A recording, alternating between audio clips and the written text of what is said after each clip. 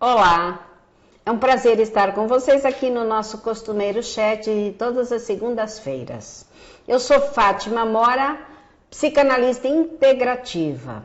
Lembrando que vocês podem nos fazer as perguntas ao vivo, por e-mail, por WhatsApp, ok? Eu já tenho aqui várias perguntas para serem respondidas.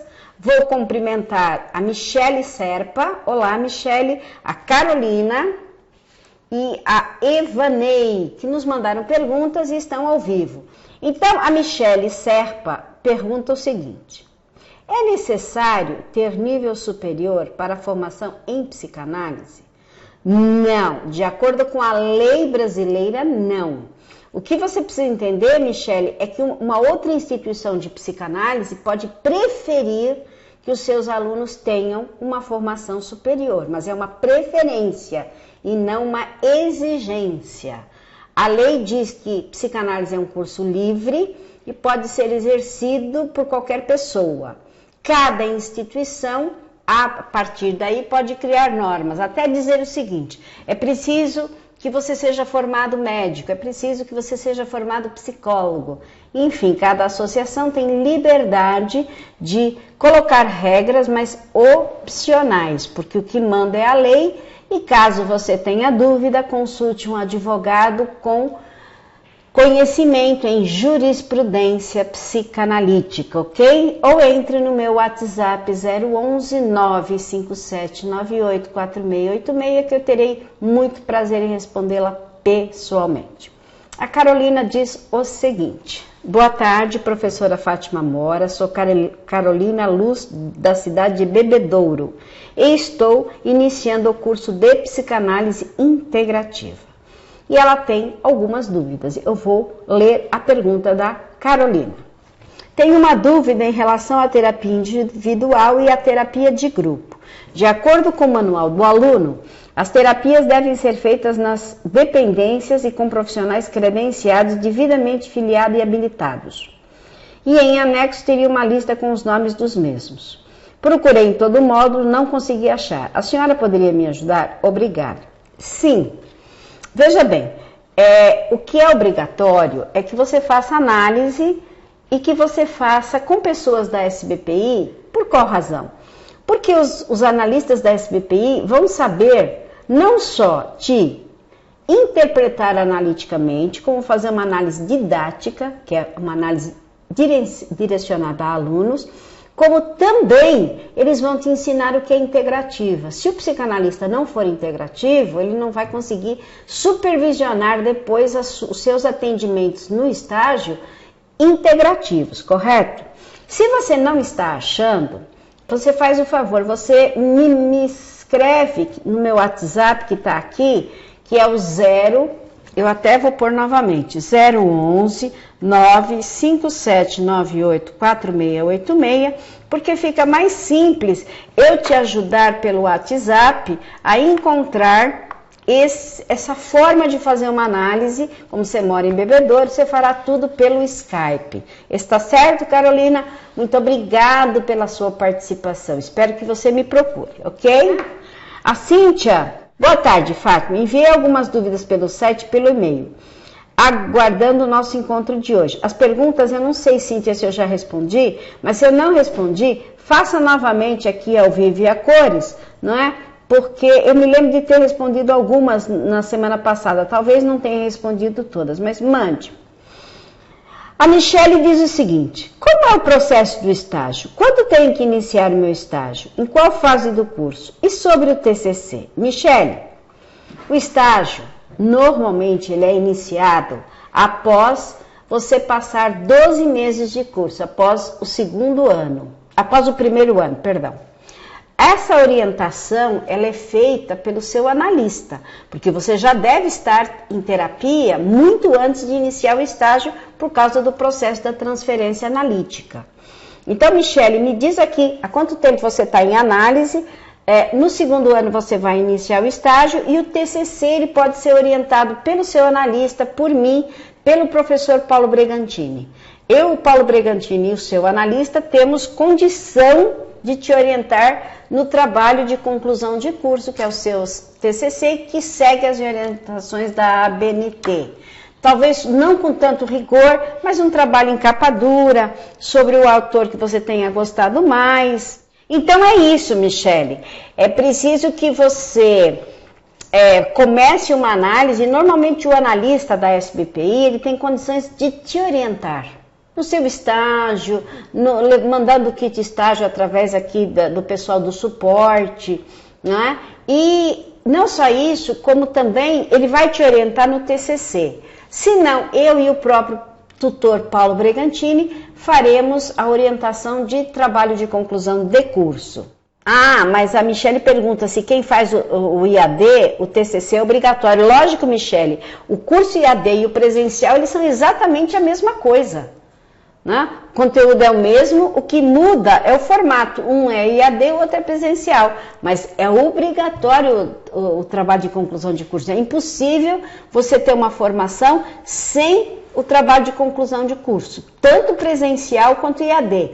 Entenda que é o mesmo curso, mas dado de formas diferentes. O IAD tem as aulas gravadas e quem faz o presencial ouve as aulas. Você já tem o material que vocês baixam, o pessoal aqui recebe dos professores, ok? O conteúdo é o mesmo, não muda nada. As obrigatoriedades são as mesmas. A diferença é que o pessoal presencial não precisa do chat porque tira as dúvidas na própria sala de aula. E vocês tiram as dúvidas aqui, tá bom? Adoro as perguntas de vocês, são extremamente pertinentes. É uma delícia fazer esse chat todas as segundas-feiras. Eu até convidei um professor de Jung, mas ele não poderia vir hoje. Então, ele vai estar aqui, eu vou separar todas as perguntas de Jung para serem um pouco mais bem respondidas, porque assim, eu até posso responder, mas eu não vou responder com uma perfeição, né, do jeito que vocês querem. A Dayana pergunta sobre a clivagem do ego. Mas, Dayana, o que você... Sim, eu preciso entender o que você quer saber da clivagem do ego. Porque a pergunta é muito... O que é o conceito de clivagem do ego? Do ponto de vista de quem? Deixa eu responder aqui a pergunta da Evanei. Bom, muito boa a explanação da aula, com muita informação para aprendermos cada vez mais. Gostaria de fazer uma pergunta. A pergunta dela é um tanto quanto complexa. É possível o ser humano sofrer com um fato ocorrido em sua vida, um fato este profundo e triste? Ele reprime muito tempo, podemos dizer assim, caindo na barreira da censura por muitos anos da sua vida? Então esse fato triste, profundo, sofrido, por ele reprimido por muitos anos, acaba caindo no inconsciente do mesmo ou continua no seu consciente, mas sendo reprimido pelo mesmo? Olha, a pergunta é complexa, difícil, e é o seguinte.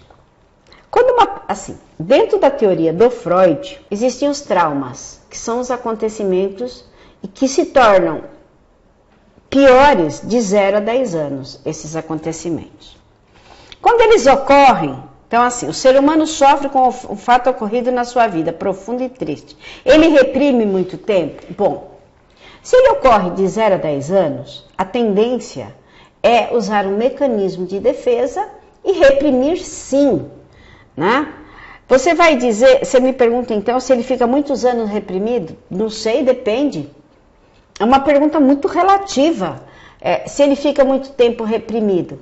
Se você tiver um gatilho, ele pode ter, você pode ter um fato recorrente. Agora, todos os traumas tristes, ruins, que foram inconscientizados na infância, eles vão provocar na vida adulta sintomas. Sintomas psíquicos ou sintomas físicos, psicossomáticos ou os dois. Então, assim, tudo que ocorre na infância, que é traumático, claro que você pode ter a lembrança do fato. Então, você me pergunta assim, mas se eu tenho a lembrança do fato, por que eu não resolvo? O que é que está, então, recalcado? O que é que está suprimido da consciência? Nós temos que entender o seguinte, que quando uma criança sofre de 0 a 10 anos, ela pode ter o fato, não ter se esquecido do fato. O que ela reprime ali, de fato, é a emoção pertinente à cena. A emoção fica recalcada. Então ela pode ter a lembrança, por exemplo, e contar a história de uma maneira em que ela não conta triste. Ela fala assim, quando eu era pequena eu apanhava, mas eu não sinto nada. Então ela recalcou a emoção. O que na verdade precisa vir, Evaneide, é a emoção que tem relação com o fato reprimido muito triste. Enquanto essa emoção não vier, nada estará resolvido. Então você pode ter a emoção, você pode ter o fato, a lembrança reprimida junto com a emoção recalcada, você pode ter o fato lembrado no consciente, mas a emoção reprimida. São muitos fatores. Vocês percebem? Quando vocês me mandam perguntas que são assim muito aleatórias, não tem um caso um pouco mais complexo aqui para a gente enfronhar, às vezes é difícil de ser respondido. A gente tem que responder generalizando o fato, entendeu? Eu vou deixar o conceito de clivagem, Dayana, eu vou deixar aqui para o próximo chat, que vai ser no dia 30, eu vou deixar a clivagem do ego, porque ela é muito complexa. Eu estou até escrevendo, porque ele é muito, muito complexo. Como eu não entendi a pergunta, depois eu vou passar tudo. O Anderson Vieira faz uma pergunta. Quando reconhecemos que um cliente está com um complexo de inferioridade, qual seria uma forma de ajudá-lo? Complexo de inferioridade geralmente está ligado à baixa estima. As pessoas se sentem inferiorizadas porque não têm autoestima. Muitas vezes, Anderson, é possível que na infância uma criança não se sinta amada e ela acredita que ela teve culpa por não ser amada. Então ela passa a não gostar dela própria e passa a ter baixa estima, o que poderá gerar um complexo de inferioridade. Então você me pergunta a forma de ajudar uma pessoa, no caso um cliente, um paciente que nós estamos atendendo, só tem uma forma. Você tem que voltar com ele a essa infância e descobrir quando é que ele se tornou inferior, quando é que ele sentiu inferioridade. Nós sempre em psicanálise temos que buscar a causa, né? Sem saber da causa, fica impossível dizer o que fazer. Então a forma de ajudar o paciente é voltar ao momento da instalação do complexo de inferioridade. E ele pergunta, a emoção seria o afeto? A palavra afeto em psicanálise não significa amor. A palavra afeto em psicanálise significa tudo que afeta uma pessoa. A afetação, ela pode ser uma afetação negativa como uma afetação positiva. Portanto, afeto para psicanálise não é a mesma coisa que no senso comum, né? Afeto não é amor, afeto é eu estou afetada pelo filme que eu estou assistindo, ele está me afetando, né? Eu estou ficando felicíssima, estou afetada positivamente. Ou então eu estou assistindo esse filme e está me acabando comigo. Eu estou muito feliz de ver esse filme de guerra, né? Está me afetando negativamente. Eu acho que eu vou dormir e vou sonhar com um vampiro. Não aguento assistir isso. Ok? Então, Anderson, afeto em psicanálise é muito bom, queridos alunos, que vocês consigam ter um vocabulário de psicanálise. Eu costumo indicar o vocabulário do David Zimmerman. Se a nossa DJ puder escrever aí, David Zimmerman, é um bom vocabulário para vocês estarem adquirindo. Procura na estante virtual, porque olha, fazendo psicanálise, o dicionário ou vocabulário, né? Mais interessante é vocabulário, que vem de vocábulo, porque em psicanálise, às vezes, uma coisa que no senso comum cair a ficha, em psicanálise é insight. Se você tiver o vocabulário, se vocês tiverem o vocabulário, vocês vão usar o resto da vida o vocabulário, né? E esse não é interessante ser virtual, esse é interessante ser de pegar mesmo, de vocês abrirem e estudarem as palavras, tá? Vocabulário de psicanálise. Ele é muito interessante.